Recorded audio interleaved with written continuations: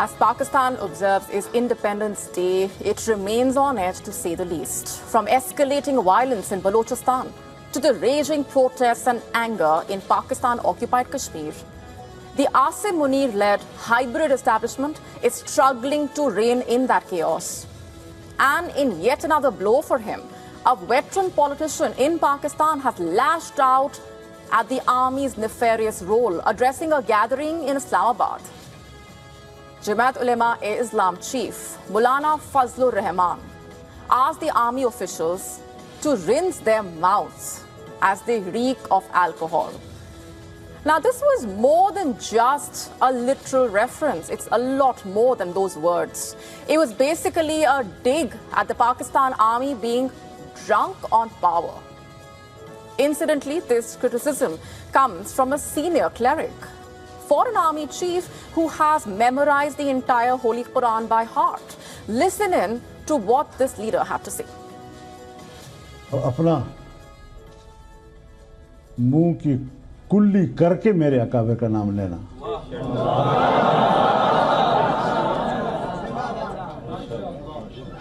शराब से बदबूदार तुम्हारा मुंह मेरे अकाबिर के खिलाफ जबान खोलता है। शर्म नहीं आती तुम लोगों को? मजाक समझ रखा है? याद रखो, ये जो हम बैठे हैं ये उन अकाबिर और असलाफ के वारिस हैं, ये उन मिशन के वारिस हैं जिन्होंने अगर अंग्रेज के सामने सर नहीं झुकाया तो अंग्रेज के पॉलिसियों के सामने भी हम सब झुकाने के लिए तैयार हैं। And while that statement came from a senior member of parliament, the ruling dispensation is also facing a formidable challenge from former Prime Minister Imran Khan, who has been in jail since his arrest on the 5th of August 2023, remember. Let's just play out these visuals for you right now.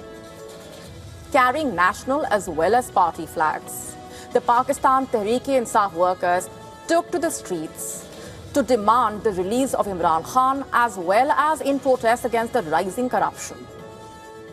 Now, this comes after a delegation led by Sohail Afridi, the Chief Minister of Pakistan's Khyber Pakhtunkhwa, was denied permission to meet the PTI founder in jail.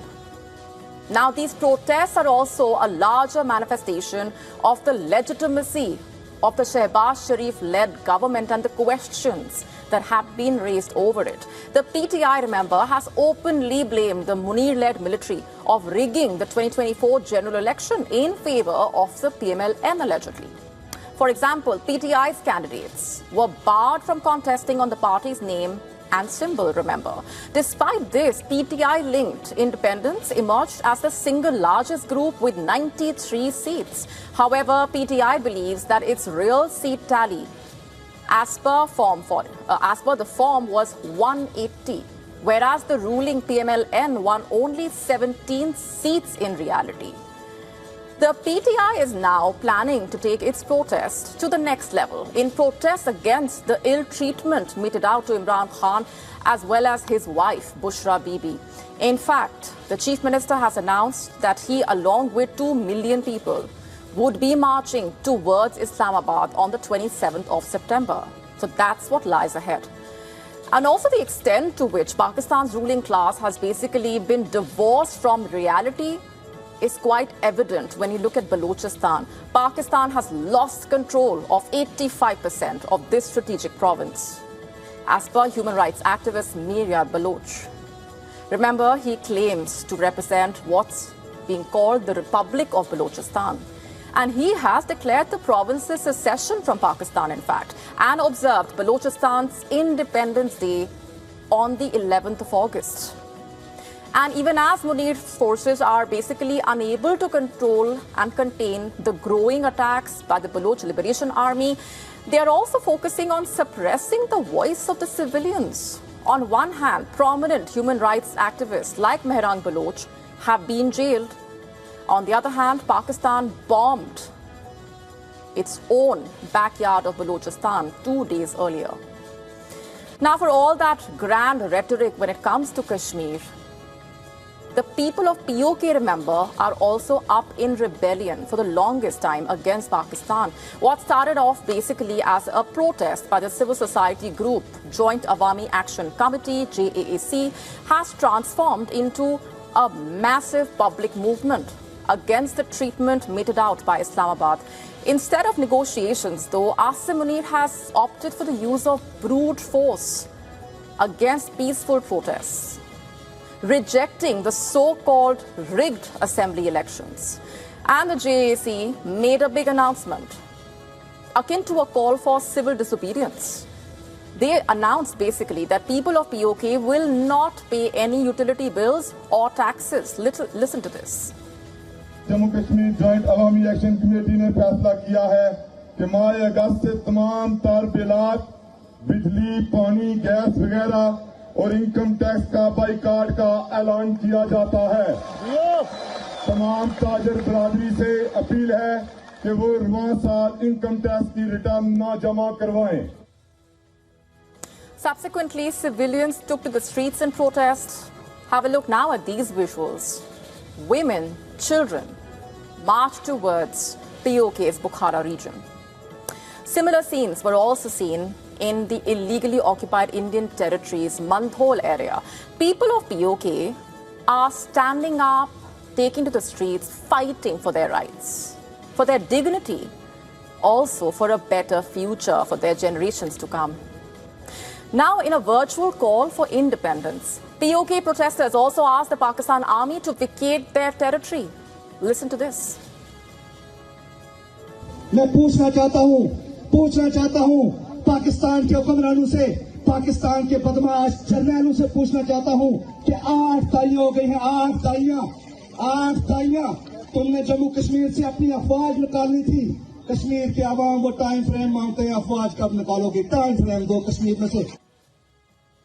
Let's also tell you how India has highlighted the atrocities perpetrated by this hybrid regime.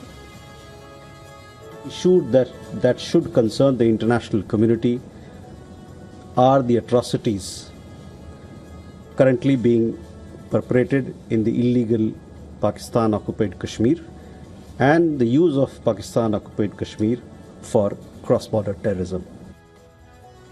The thing is, despite the projection of Munir as a powerful military leader, the security situation within reflects a rather sorry image. According to the South Asia Terrorism Portal, Pakistan has witnessed over 850 incidents of killing in 2026 so far. Barring last year, that's the highest figure since 2015. 575 civilians, over 870 security personnel have lost their lives. Gripped by such grave internal challenges that are only mounting, also the economic situation, Pakistan continues to deflect attention, or at least tries to, by blaming India for its own troubles. For example, Shehbaz Sharif cried foul over India putting the Indus Waters Treaty in abeyance and warned that every single drop of water is Pakistan's red line. Remember, India's stance remains clear. Even as India has also been a proponent of peace, of course, Prime Minister Modi has made it clear multiple times, in fact, that blood and water cannot flow together. Meanwhile, in the days leading up to its Independence Day, Pakistan named its first lunar rover after its founding father, Muhammad Ali Jinnah, who was instrumental for partition. Ironically, nearly 8 decades later, Pakistan finding itself staring at what seems to be a new partition. On to some offbeat stories for you. A cocaine haul worth millions of dollars has been found hidden inside a truck in Ecuador. And splashed across the packages was the face of one of football's biggest stars, Erling Haaland. Ecuadorian anti-narcotics officers seized 469 kgs near the Colombian border after an anonymous tip flagged a suspicious truck traveling along the highway. The police searched the vehicle and discovered a secret compartment containing 370 parcels. The police footage showed officers removing the packages from the truck. Many of the green-wrapped packages carried images of the Manchester City and Norway striker. Police footage showing officers removing the packages from the truck. Now, remember, Halland was not connected to the shipment in any way, of course, and his image appears to have been misused by the traffickers. A woman carrying Colombian identification documents was arrested in the operation as well.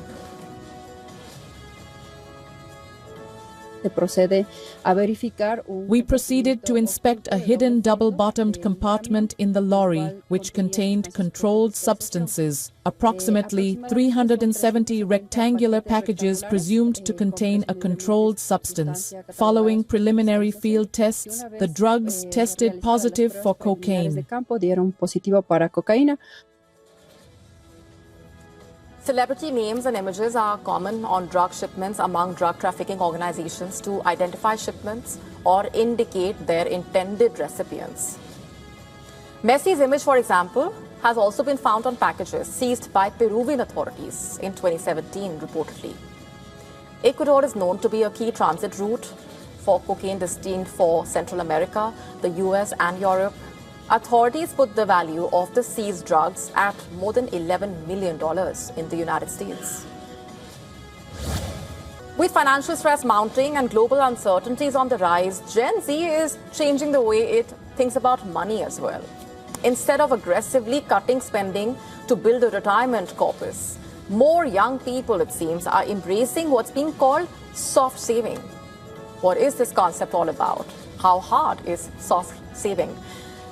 Putting some money aside, basically, while also spending on experiences and everyday comforts, to put it simply.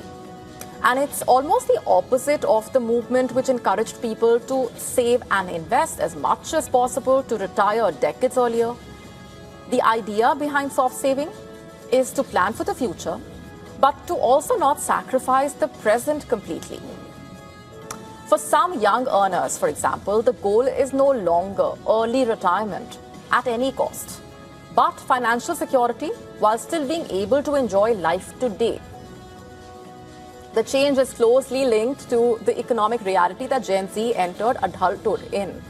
Housing, rent, the everyday living costs have risen, while milestones like buying a home, getting married or starting a family have become harder to afford in a way. A Pew Research Center survey found that 82% of US adults believe it is harder for young people to save for the future today than it was for previous generations. And that pressure is also changing spending patterns. Instead of saving exclusively for large, long-term goals, some young consumers are spending smaller amounts on dining out, entertainment, travel, other experiences. It's the little treat economy, as it's called, prioritizing affordable moments of enjoyment when bigger financial milestones feel increasingly distant. But then soft saving does not necessarily mean abandoning financial planning. Many Gen Z consumers are combining immediate spending with early investing and automated saving. So one approach is to set aside a fixed percentage of income before spending the rest. Some financial advisors also recommend small, consistent habits, from automatic transfers to high-yield savings accounts and employer-matched retirement plans.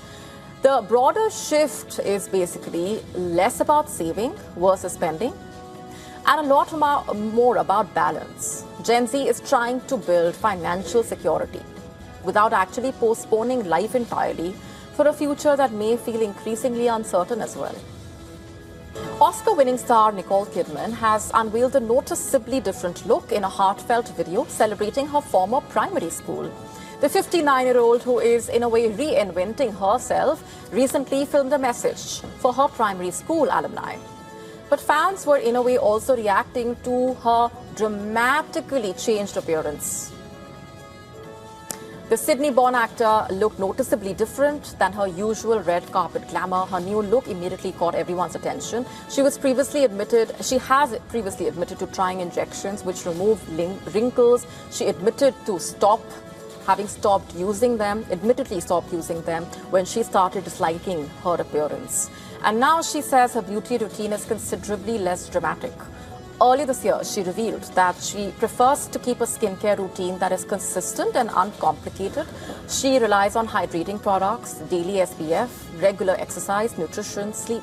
She has also added dermaplaning to her routine. It's basically a treatment that removes dead skin cells and fine facial hair. Her changing appearance has become something of an asset on the screen as well. She recently explained that she enjoys dramatically transforming herself for roles with the help of makeup, costumes, hair, and even subtle changes to the way she moves. Even in her 60s, she has shown her willingness to experiment, reinvent, and has shown no signs of slowing down. She is currently enjoying one of the busiest and most critically acclaimed eras of her career, by the way. In just the past couple of years, she has taken bold risks by featuring in head-turning films and roles, including Baby Girl. She also featured in the romantic comedy A Family Affair. Even when it comes to small screen roles, she remains one of the most high-profile leading ladies. She is also heavily involved in her production company and is currently preparing for the sequel of Practical Magic. In 2025, she announced her separation from Keith Urban. The two were married for 19 years, and early this year, a judge signed off on their final divorce settlement.